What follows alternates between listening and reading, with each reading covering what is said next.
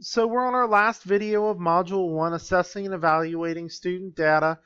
And so I want to talk about now getting the students involved in recording and tracking their data, because right now I'm sitting at 23 students and I'm like, oh my gosh, if I've got to keep all of this data on every student, and I'm doing reading and I'm doing language and I'm doing math and I'm doing all these subjects, it's going to be just paperwork after paperwork after paperwork, and I'm not going to do it. That's not the attitude we need to have here. We need to say, okay, how can we, especially from third on to fifth grade, how can we slowly begin to model and give students control of their data that they're receiving? Let them have a say in it. Let them look at it. Have them assess it and say, whoa, they have them look at a pre and post test. Or the strategy I'm going to show you now is having them create a Google site website with their data on it that's just private for the Coweta school people, and or for whatever district that you're in. And so I saved one group of standards, and it's the American Association of School Librarians, and it's the standards for the 21st century learner. And here's an inner common belief page, and this can be found over here on the resources tab. I jumped ahead of myself there. Right under here where it says standards for the 21st century learner. So under that, it explains things, ethical behaviors, technology skills, and I think at this point we understand that students need to have experience with technology. And so here are our standards: to inquire, think critically, and gain knowledge; to draw conclusions, make informed decisions, apply knowledge to new situations; share knowledge and participate ethically; and then pursue personal and aesthetic growth. And so you can look into these specifically. They have different indicators, the skills that they should have for each standard, the responsibilities that they should have, and then the self-assessment strategies. Keyword, self-assessment. They can, track their own data. But the one I want to scroll down to focus on is right here. It's 3.1.3. Using writing and speaking skills to communicate new understandings effectively. And I want to talk about 3.1.4. Use technology and other information tools to organize and display knowledge and understanding in ways that others can view, use, and assess. And that's where we're coming up to having our students create digital portfolios, having them choose pieces that they're proud of, having them record their data, and then sharing it with others. So in third grade, we begin teaching about the Chromebook. We talk about all the different things that Google offers because each student has one. They are all based off the Google platform. They're not laptops. They're all through the Wi-Fi connection. And so I tell them to go to the Waffle. And so I'm going to go to the Waffle, and they have all these different features. They have this one that they're familiar with: Docs, Sheets, Slides, Drive. I don't use calendar as much with third grade. I might use it with fifth grade to say, hey, you have an assignment coming up that's due, to keep track of, keeping a log of things. And then also mail. I know my teammate does a great job of accepting student emails and communicating in that way, which also carries out the ISTE standards, which is great. But I am in the process of showing students how to, and I plan to implement this, and I've done a webinar about it, and I've looked into Google Sites. And so that's where we're going to go today. So we're going to create a website that is only available to people within our district. It's not a public website like the ones that I create for the modules, which are accessible by anybody. They're able to be pulled up in a Google search. So I would start by saying, okay, we're going to create a site. And I really think the new site is easier for students. So I'm going to go to new sites. The classic site just has that sidebar on the left. It's a lot tougher to navigate through. So if you were to create a digital student portfolio, I would go in new sites. And just like with Google Drive, I think it pulls up all the sites that I've created. No, it just opens a new one. This is great. So it pulls up a site here. It's already pre-made, which is great. It is easy to use. So of course I would name it, I'll name it today Simon's Portfolio.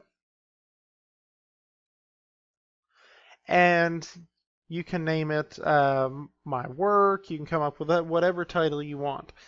But up here in the top, I definitely want to put who it belongs to. And then I would immediately have the students add me as a collaborator so they know to type in my name. They would go down here and they would write in my name, and a lot of them know my name at this point, so Stephen Simon. They would click send. That way I have access to their site throughout the year, and I have the ability to add things that I want to add and to supervise their behaviors, not just view it, but have those privileges as a teacher. The site is not published yet, which we would publish them after a little bit once we get a few pages in. So once I'd get first, I would name it, then I would share it.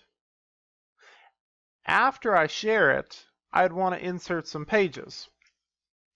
If I'm talking about different, let's say I'm a self-contained teacher, I would put in different subjects. So I would say math. I would say, there's the math page. I would add a reading page. I would add in a science page. I could add in a social studies page. That way things stay a little bit more organized. And at a later time I might add in one other one. But then the kids are like, wow, look at my site. I have, okay, now I have my portfolio name. I have all these subject areas. And then this is where it gets really cool, because I would model with my students how to make a log into their site. So let's say I'm going to do reading. I would go to insert. They have different options. They can put in a journal entry. I would definitely create some sort of standard. Definitely a standard would be needed, or a rubric, a check sheet. So I would put in today's date. I would say okay, not for question mark, but for 29/17, and I would write a sentence. I would say today, comma, I learned about different assessment tools that I could use in the classroom.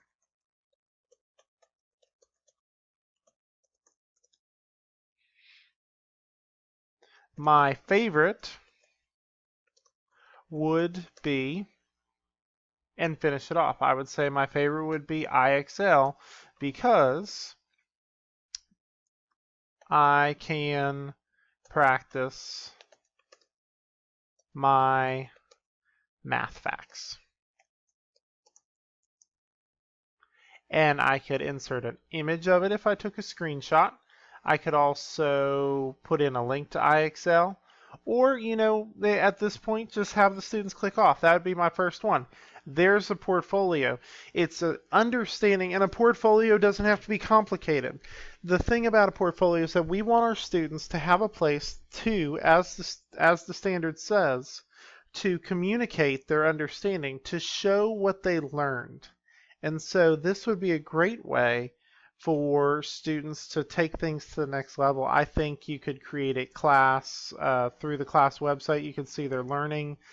Like, let's say I have a grade level website. I could post all the kids' websites for them to list. I just think there's so many possibilities. And the thing about Google Slides and Google Sheets and anything, especially like this, for creating a digital portfolio, this is very easy to do. Okay, so let's practice another thing here. So I have one journal entry. I want to put in a slide presentation. So I would pull up a slide presentation that I've done. So here's one right here. I had a student complete their action verb story. So I would put in my action verb story. And I can put in my story, and I'll put in a little text box. I'll drag it up top, and I'll put in a different date just to show you. I'd put in he made this last week, so 4/22. No, that'd be 4/22, 17. Today, I created an action verb story.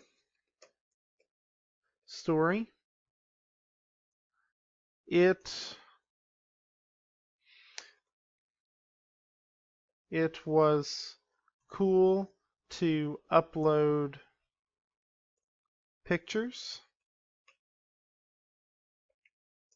to the slides, and being able to type. So there's an entry for today. And underneath his entry would be his action verb story. So for anybody, once he hits that publish button, would be able to view the action verb story. It's very easy to do. Okay, the last step I want to do to show you is publishing, because now your student writes about themselves. So on the front page, I would have them include a picture of themselves, write a little bio about them. I like this, I like my pages. So then you hit the publish button, and this is where people get scared. They're like, I don't want my children's information to be out on the web, because that's a scary thing. Oh, I understand. Okay, so at this point I would have them put their last name and portfolio, and I'd put the year. And this is the box that you want to make sure to stay the same, is this one right here. Anyone in Coweta schools. So that way, no one outside, no one without a Gmail assigned by the district can access the site. Your mother can't access the site. A man on Google can't Google your site. This way it keeps it private. And that's very, very, very important. You do not want to check my site to appear in search results. Okay? So now my site's been published. I can click it, I can view it. Okay, I want to go to the reading tab, because that's what we developed today in our short video. So this is his reading portfolio, or my reading portfolio. So today I learned about this. There's my next date entry. Probably I would have the students do it in chronological order, but you see, any person viewing can see exactly what's going on here. It shows student understanding, and the students feel proud of it.